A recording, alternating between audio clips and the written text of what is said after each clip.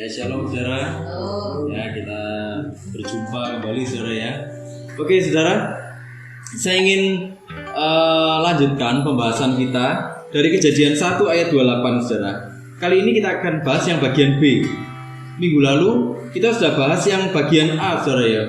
Bagaimana ternyata konsep berkatnya Tuhan itu berbeda dengan apa yang dipikirkan banyak orang.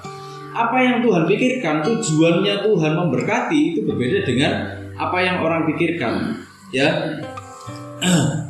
minggu lalu kita belajar bahwa ternyata waktu Tuhan bilang beranak cuculah, bertambah banyak, berbuah-buahlah, dan yang seperti kamu ini jadi tambah banyak, itu ternyata sebuah berkat buat kita gitu loh.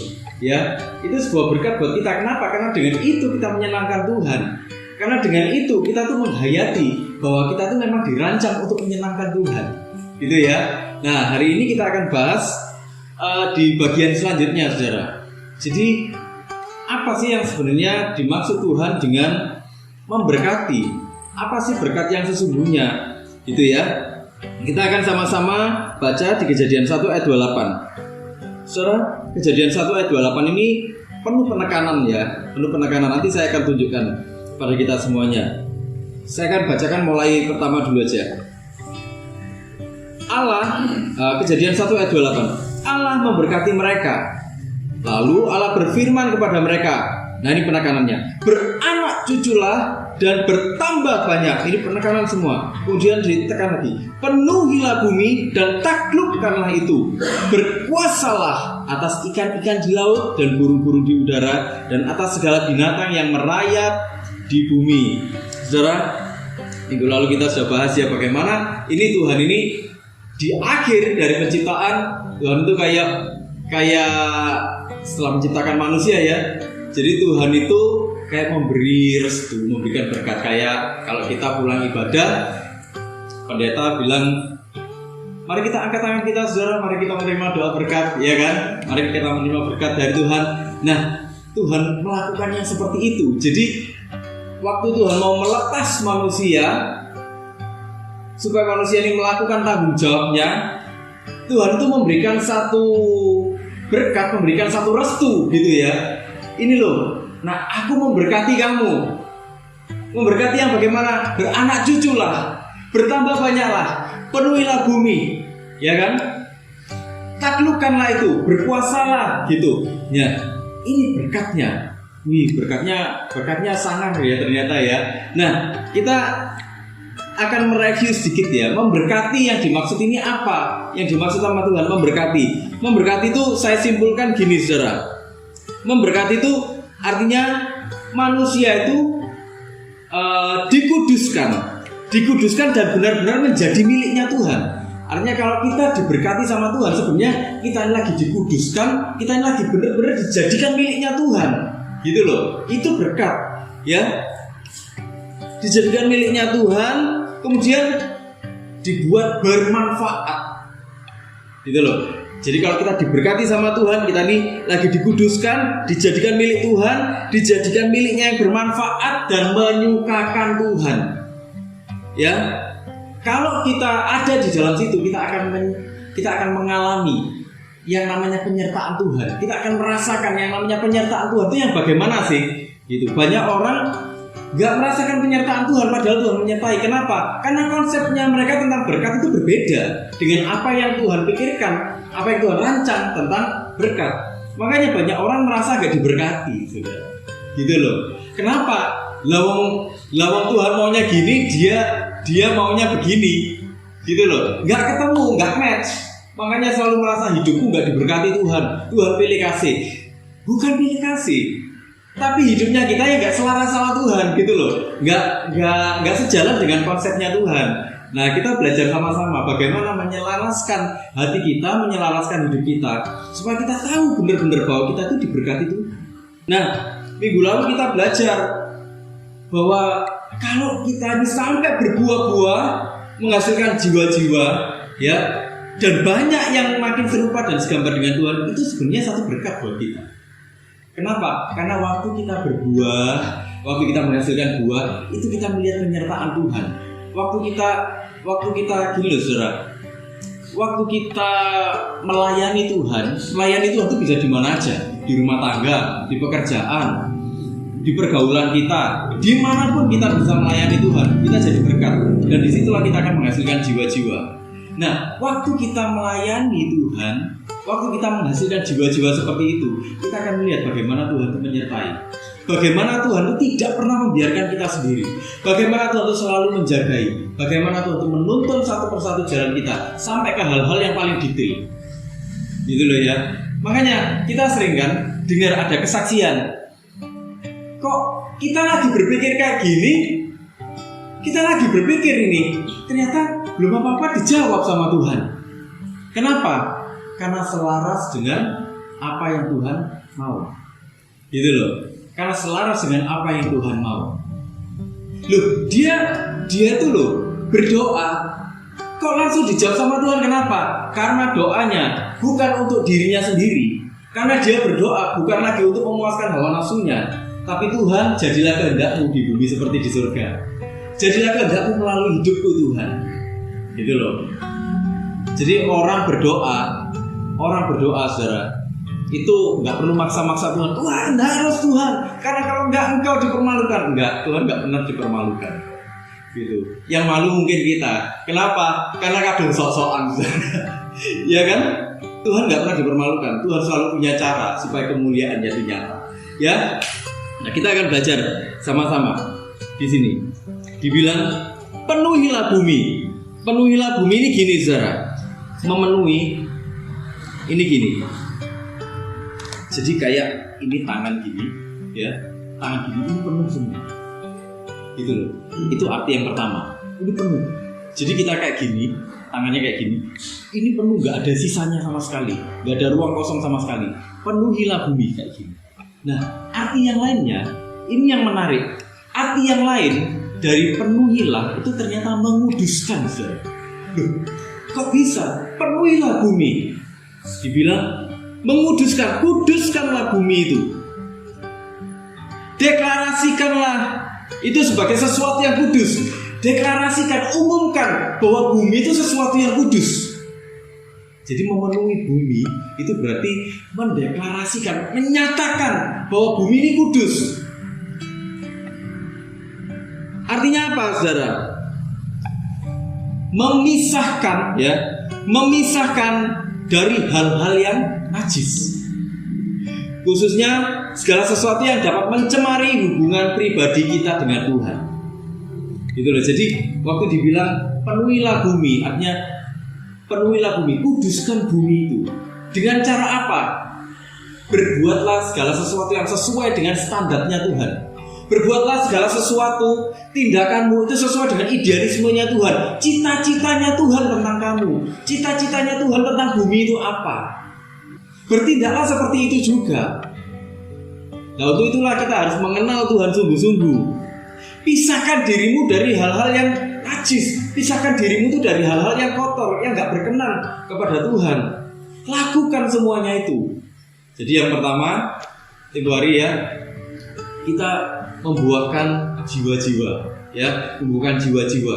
Gak cuma sampai di sana, tapi kita sendiri melakukan. Kita sendiri hidup dalam kekudusan. Kita sendiri hidup dalam standarnya Tuhan, hidup dalam kebenarannya Tuhan, hidup di dalam kasihnya Tuhan. Kesimpulannya gini, saudara. Saya ingin simpulkan gini. Dari memenuhi ini apa? Memenuhi bumi dengan kekudusan itu memenuhi bumi dengan apa? Kesucian, kekudusan berdasarkan idealisme, kasih, karakter, tujuan Allah. Membawa bumi kepada hubungan dengan Tuhan. Jadi semua yang kita lakukan, apapun yang kita lakukan, itu akan membawa orang lain untuk menikmati Tuhan. Wah, itu loh ya. Jadi penuhilah bumi ini nggak cuma sekedar gini, beranak cucu. Ya memang beranak cucu itu penting. Ya, dalam konsep penciptaan itu penting. Kenapa? Supaya manusia nggak musnah, ya kan? Tapi bukan cuma berhenti sampai di situ. Ada makna-makna rohani yang Tuhan masukkan, dan itu sesuatu yang sangat penting. Kalau kita nggak memahami itu, kita akan salah arah, kita akan salah langkah, salah tujuan. Tuhan maunya ke A, kita nanti larinya ke J, K, L, M, N dan seterusnya. Jadi memenuhi bumi, menguduskan, memisahkan diri dari hal-hal yang najis, bertindak berdasarkan idealismenya Tuhan, cita-citanya Tuhan, karakternya Tuhan, kasihnya Tuhan, supaya bukan cuma kita tapi orang lain, orang-orang di sekeliling kita itu mereka bisa merasakan hubungan pribadi dengan Tuhan pada akhirnya. Wah, keren ya Tuhan itu ya. Jadi saudara, itulah kenapa di 1 Petrus 1 saudara ayat 13 saya akan bacakan untuk kita semuanya. 1 Petrus 1 ayat 13 sampai 16. Dikatakan gini, sebab itu siapkanlah akal budimu, waspadalah dan letakkanlah pengharapanmu seluruhnya atas kasih karunia yang dianugerahkan kepadamu pada waktu pernyataan Yesus Kristus. Hiduplah sebagai anak-anak yang taat dan jangan turuti hawa nafsu yang menguasai kamu pada waktu kebodohanmu. Tetapi hendaklah kamu menjadi kudus di dalam seluruh hidupmu, sama seperti Dia yang kudus yang telah memanggil kamu. Sebab ada tertulis, kuduslah kamu sebab aku kudus. Di versi TSI dibilang, hiduplah suci sebab aku ini suci. Dikatakan gitu. Artinya gini saudara, hidup dalam kekudusan itu sebenarnya adalah suatu berkat. Bagi Tuhan itu suatu berkat. Kalau kita kembali ke konsepnya berkat yang dicita-citakan oleh Tuhan, kenapa kok hidup kudus itu adalah berkat saudara? Yang pertama, hidup kudus itu sesuai dengan konsep berkatnya Tuhan. Konsep berkatnya Tuhan itu apa? Dipisahkan, dijadikan miliknya Tuhan sendiri. Untuk apa? Untuk menyenangkan Tuhan. Artinya manusia itu setting pabriknya dari awal itu adalah untuk menyenangkan Tuhan, bukan untuk menyenangkan dirinya sendiri. Itulah kenapa kalau orang menyenangkan Tuhan, dia akan mengalami kebahagiaan. Tapi kalau orang cuma menyenangkan dirinya sendiri, dia nggak akan pernah mengalami kepuasan. Akan selalu merasa kurang terus. Kenapa? Karena memang konsep berkat yang diciptakan oleh Tuhan, setting pabriknya dari Tuhan apa? Menjadi milik Tuhan, menyenangkan Tuhan, bermanfaat bagi Tuhan. Kalau itu terjadi dalam hidup kita, kalau itu kita ada di sana, kita akan mengalami penyertaan Tuhan. Jadi hidup dalam kekudusan itu sesuai dengan konsepnya Tuhan. Yang kedua, hidup dalam kekudusan itu kenapa kok itu adalah berkat? Hidup dalam kekudusan itu adalah anugerah Tuhan, bukan kekuatan manusia. Manusia ini sebenarnya saudara, apalagi ini ya, setelah manusia jatuh dalam dosa, saudara, manusia ini nggak akan pernah bisa menemukan Tuhan. Waktu manusia jatuh dalam dosa, apa yang manusia lakukan? Sembunyi. Manusia tidak akan pernah bisa menemukan Tuhan, kecuali Tuhan sendiri datang menemukan manusia. Ya, itulah kenapa kalau kita lihat di perumpamaan saudara ya, di perumpamaan tentang domba yang hilang, Tuhan yang cari kan. Tuhan yang cari. Domba-domba ada yang hilang. Memang kecenderungannya manusia itu apa saudara? Sakarepe dewe. Bener gak? Memang kecenderungannya manusia itu apa? Mau-maunya sendiri. Maunya manusia itu apa? Hidup bebas, yang katanya dia merdeka, padahal kemerdekaannya itu bukan kemerdekaan. Ya, itu liar namanya. Kalau liar itu berbahaya gak saudara? Liar itu berbahaya. Kenapa? Karena liar ini gak ada perhitungannya saudara. Karena liar ini cuma pokoknya kepingin puas. Dia nggak memperhitungkan ini bahaya atau nggak bahaya. Yang penting dia puas saja. Nah, itulah kenapa hidup kudus itu adalah anugerah dari Tuhan. Karena waktu kita bisa hidup kudus, sebenarnya kita sedang mengalami kasih karunia Tuhan. Saudara pernah nggak ada godaan-godaan untuk melakukan hal-hal yang nggak baik gitu? Misalnya cari keuntungan nggak halal gitu. Ada nggak? Pernah nggak godaan-godaan kayak gitu, saudara? Ada. Saya yakin orang-orang Kristen pun itu banyak yang ngalami kayak gitu, saudara. Godaan-godaan untuk cari keuntungan nggak halal. Tapi masalahnya sekarang, kenapa saudara nggak lakukan itu? Orang pasti bilang, wah bodoh kamu tuh gitu, gak dilakoni. Nek aku, ya wes tak jabani, ya kan? Tapi kenapa kok kita gak mau lakukan itu, saudara? Kenapa? Karena kita ingin menyenangkan Tuhan.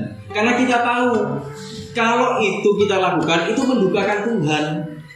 Saudara, pernah nggak ada kesempatan untuk balas dendam? Pernah ya? Saya yakin kita semua pernah mangkal sama orang. Oh ya, itu namanya aja manusia. Dan saya yakin kita semua ini pernah punya kesempatan untuk balas dendam atau merencanakan balas dendam. Pertanyaannya, kenapa kok nggak dilakukan, saudara? Padahal ini kesempatan emas ini untuk balas dendam. Ini kesempatan emas untuk injak-injak dia. Masa loh? Kenapa? Kenapa? Oh, niru Daud. Iya. Nah, saudara, saya kadang-kadang nemu ya ada orang tuh bilang kayak gini. Enggak. Pada awalnya memang aku ingin balas dendam. Tapi begitu kesempatan itu datang, hati nurani ini rasanya berteriak, jangan lakukan itu, karena itu akan mendukakan Tuhan.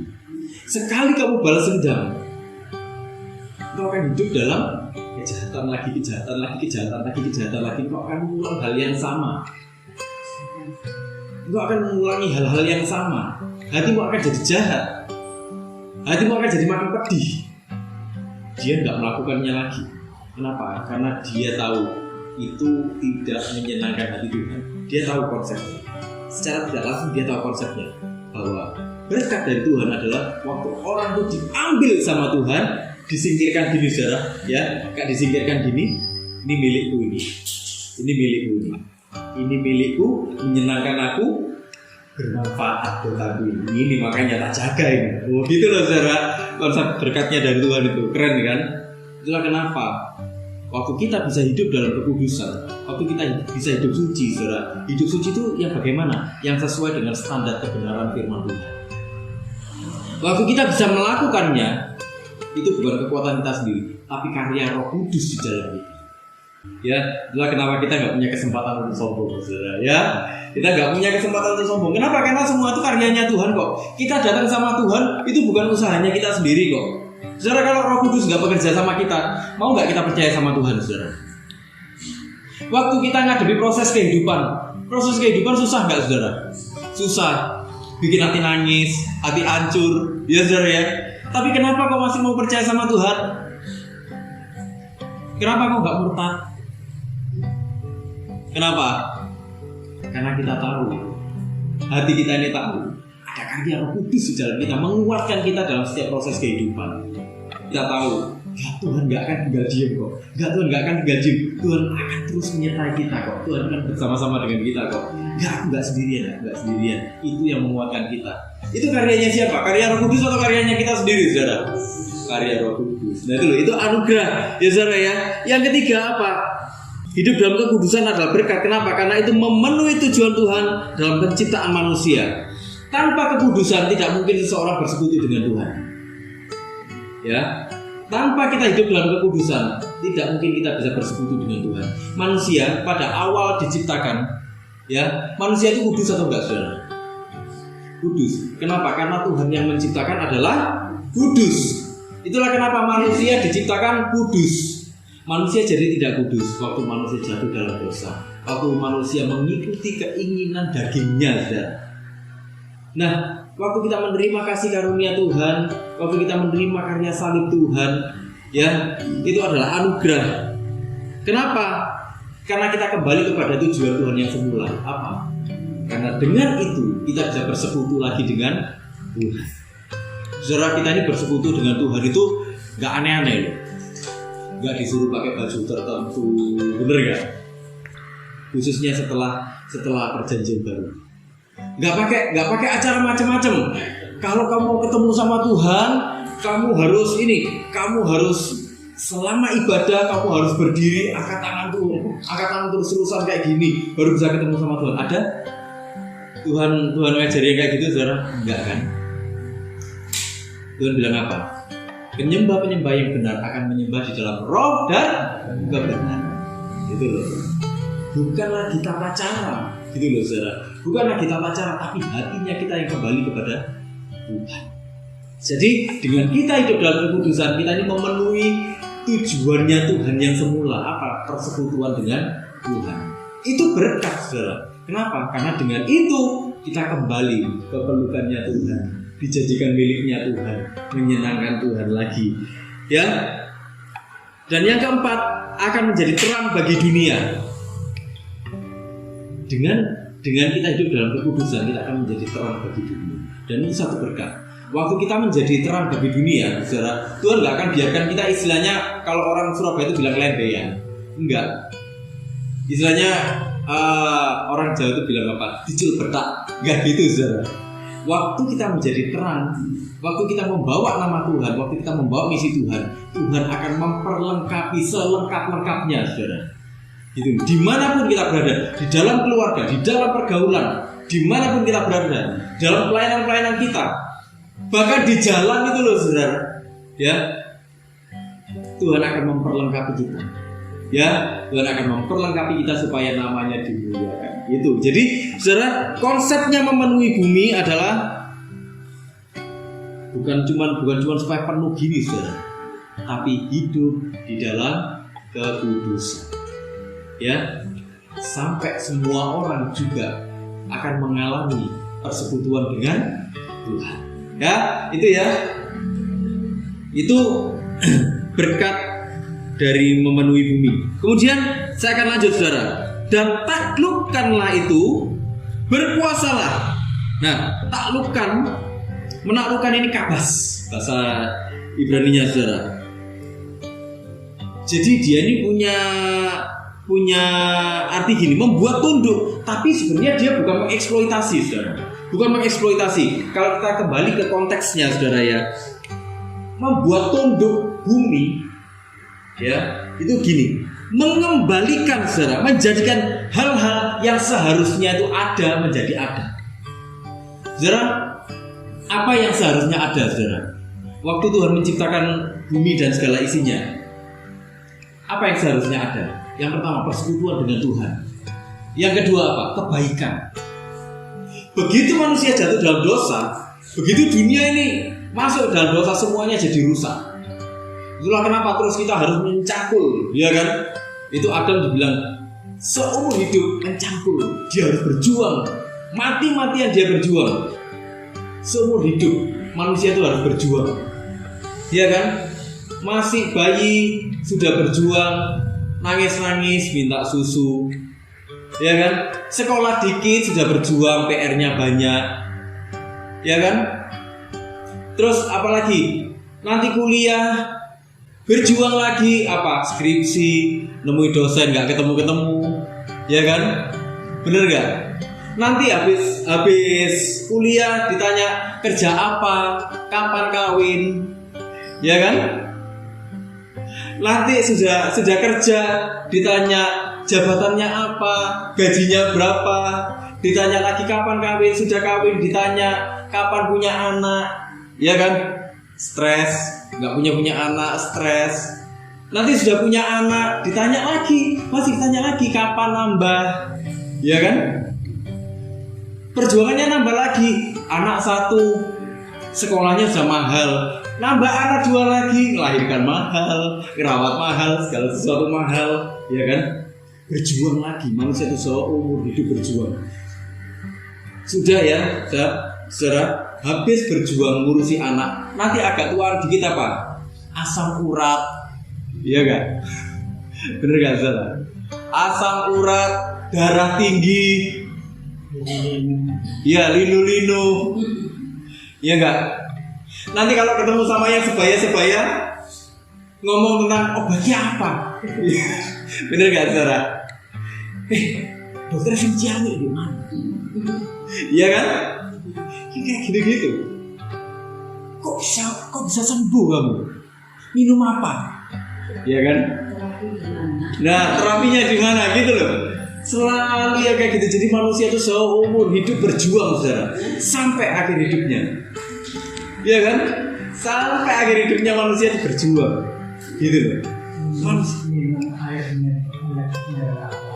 Nah, minum air merek apa gitu loh.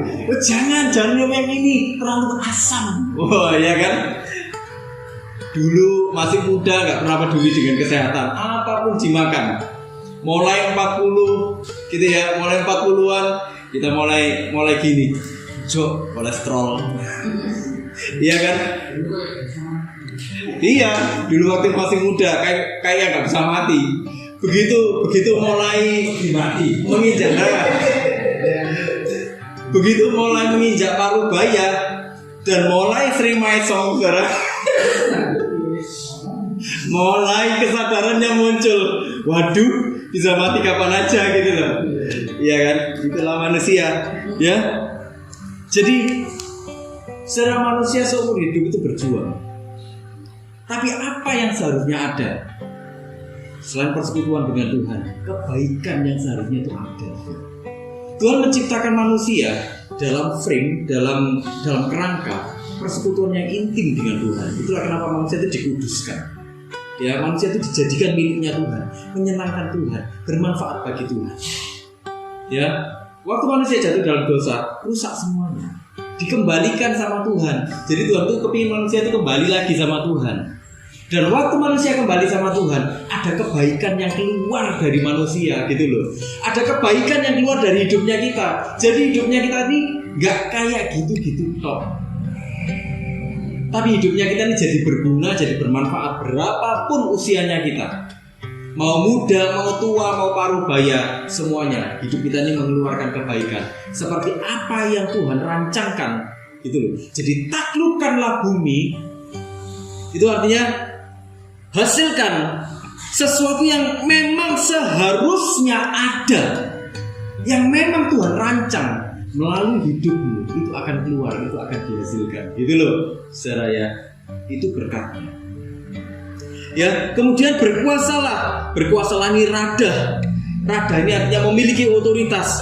Otoritas dalam konteks kitab Kejadian ini, saudara, bukan sesuatu yang memaksa, tapi merupakan jenis otoritas yang memungkinkan kita mengatur banyak sumber daya yang dipercayakan Tuhan supaya bisa apa? Menghasilkan kebaikan bersama, bukan kebaikannya diri sendiri. Artinya apa? Berkuasalah. Ini kalau saya simpulkan gini, jangan jadi egois. Berkuasalah. Kamu punya otoritas, Tuhan memberikanmu otoritas, tapi bukan supaya kamu jadi egois, tapi supaya kamu bisa memanfaatkan semua yang Tuhan sudah sediakan untukmu, supaya itu bisa mendatangkan kebaikan. Gitu loh. Jadi kayak kalau saya simpulkan, menaklukkan dan berkuasa itu artinya gini, kita mementingkan kebaikan bersama dibandingkan kepentingan, kenyamanan diri kita sendiri. Kita bukan jadi orang-orang yang egois. Jadi ternyata jadi orang yang gak egois itu ada berkatnya sendiri, saudara. Kenapa? Karena itu menyenangkan Tuhan. Karena itu bermanfaat bagi Tuhan. Manfaatnya bagi Tuhan apa? Dengan demikian kita bisa dipercaya sama Tuhan menghasilkan kebaikan. Dimanapun kita berada, kita akan menghasilkan kebaikan. Dan kalau kita menghasilkan kebaikan, ini kita ada niat nih ya saudara, untuk menghasilkan kebaikan. Disitulah penyertaan Tuhan akan menyertai kita dimanapun kita berada. Kekuatan Tuhan itu akan menyertai kita dimanapun kita berada. Kebaikan Tuhan akan menyertai kita dimanapun kita berada. Jadi saudara, waktu kita mengalahkan keegoisan, justru ini anehnya kita akan melihat karya Allah terjadi dalam kehidupan kita. Justru kita akan melihat banyak kebaikan Tuhan terjadi dalam kehidupan kita waktu kita mengalahkan keegoisan itu. Waktu orang menjadi egois, sepertinya dia dapat apa-apa, padahal dia itu orang yang gak punya apa-apa. Dia sepertinya kaya, tapi dalam hatinya dia miskin. Kenapa? Karena dia selalu merasa gak cukup, saudara. Gitu loh. Karena dia selalu merasa gak cukup. Itulah kenapa sekalipun kelihatannya kaya, tapi sebenarnya dia miskin. Dia gak menikmati apapun di dunia ini. Gitu loh, ya. Jadi kalau kita bandingkan, Tuhan itu memberikan contoh yang sangat luar biasa di Filipi 2 ayat 7, saudara. Saya akan bacakan untuk kita semuanya ya. Melainkan telah mengosongkan dirinya sendiri dan mengambil rupa seorang hamba dan menjadi sama seperti manusia. Saudara, Tuhan itu mengosongkan diri. Ya, artinya Tuhan itu mengesampingkan semua hak-haknya. Jadi Tuhan itu kan raja, saudara ya. Allah Maha Kuasa. Dia memiliki segala sesuatunya. Sebenarnya kalau kita pikir-pikir, Tuhan itu berhak nggak lahir di istana waktu dia niat jadi manusia? Berhak nggak dia lahir di istana, saudara? Berhak. Berhak nggak dia lahir di tempat-tempat yang terbaik, benar-benar terbaik, yang paling agung, yang dianggap manusia paling agung? Berhak nggak? Berhak. Tapi kenapa dia nggak mau lakukan itu, saudara? Kenapa dia nggak mau lakukan itu? Dia mengesampingkan semuanya itu. Jadi dia nggak peduli dengan hak-haknya seperti itu. Jadi hak istimewanya Tuhan dipinggirkan semua. Sudah, ya, aku nggak nganggap itu. Aku lahir di dunia dari satu keluarga yang sederhana, yang nggak dianggap orang, yang nggak dianggap orang.